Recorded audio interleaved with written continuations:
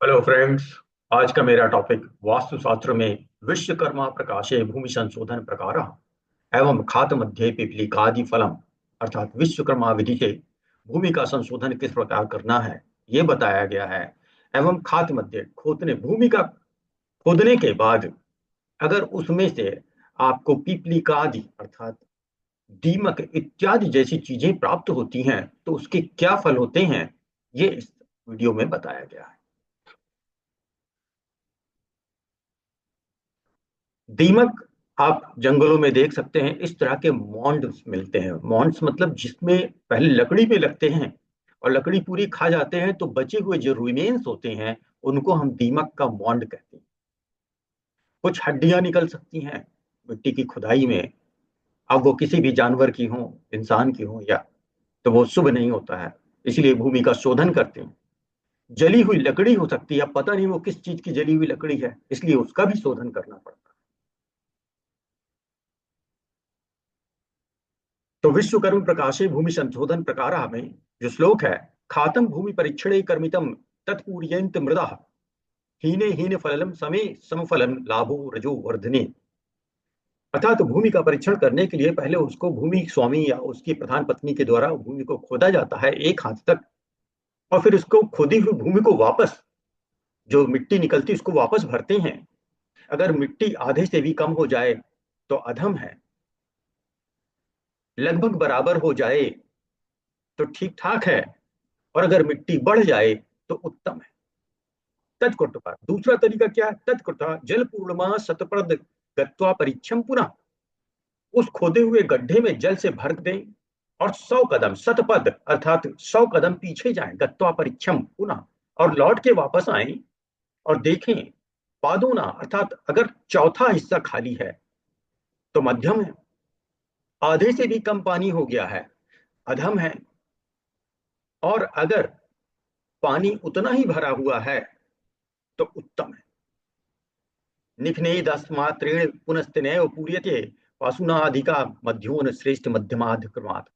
इसी चीज को उन्होंने बताया कि ये दोनों प्रक्रिया करने पे यदि अधिक हो जाता है तो उत्तम, उतना ही रहता है तो मध्यम, और कम हो जाता है अर्थात पानी कम होता है या मिट्टी कम पड़ जाती है तो अधम कहते हैं। अब इसको एक लाइन में समरी, विश्वकर्मा प्रकाश के अनुसार भूमि संशोधन प्रकार कैसे करते हैं। भूमि परीक्षण के समय भूस्वामी या उसकी प्रधान पत्नी के हाथ से एक एक हाथ लंबा चौड़ा गहरा गड्ढा खोदकर सबसे पहले उसी मिट्टी से उस गड्ढे को भरें। यदि मिट्टी बच जाए तो उत्तम, बराबर हो तो मध्यम, घट जाए तो अधम समझें। दूसरा तरीका, उसको पानी से भर दें, तत्पश्चात उससे 100 कदम दूर जाकर उस भूमि के पास वापस लौट आए।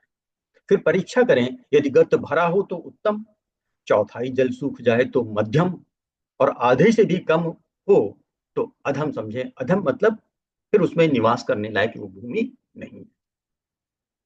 तो यह विश्वकर्मा प्रकाश के अनुसार भूमि संशोधन का तरीका था। दूसरा जो मेरा टॉपिक है वो है खात मध्य पिपलिकादि फलम। जब आप गड्ढा खोद लेते हैं तो उसमें से कुछ वस्तुएं निकल सकती हैं, तो क्या निकल सकती है, तो उनसे क्या फल होते हैं, उसके बारे में ये श्लोक है।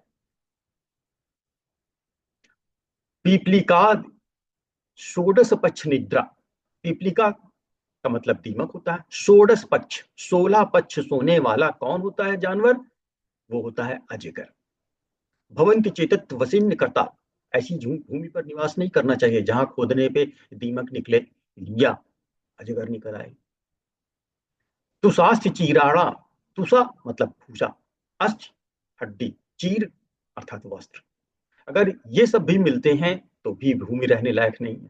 तथा वो भस्मा न्यांडी सर्पा, भस्म भस्म निकले, न्या अंड अर्थात अंडे निकले, या सर्प निकले, मरण प्रदाशिवा, वो भूमि मरण प्रद है।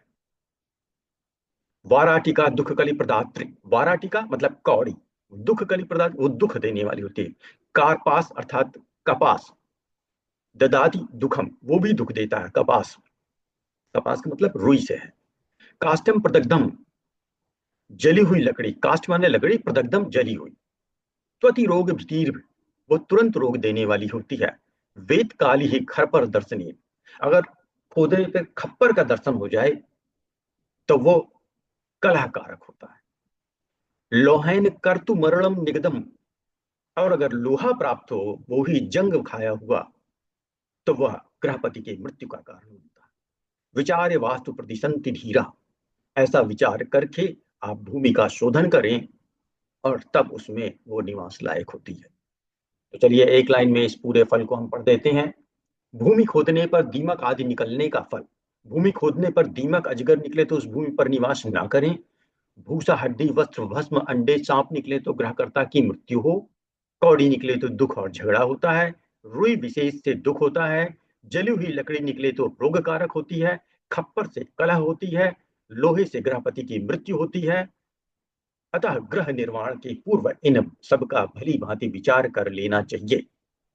तो मित्रों, ये मेरा टॉपिक था कि भूमि का शोधन कैसे करते हैं, और भूमि को खोदने पे अगर इस तरह की चीजें निकलें तो उस पे निवास करना चाहिए या नहीं करना चाहिए, और अगर करना भी है तो शोधन करने के बाद रहें। तो मित्रों, पसंद आया हो ये वीडियो तो चैनल को लाइक करें, सब्सक्राइब करें।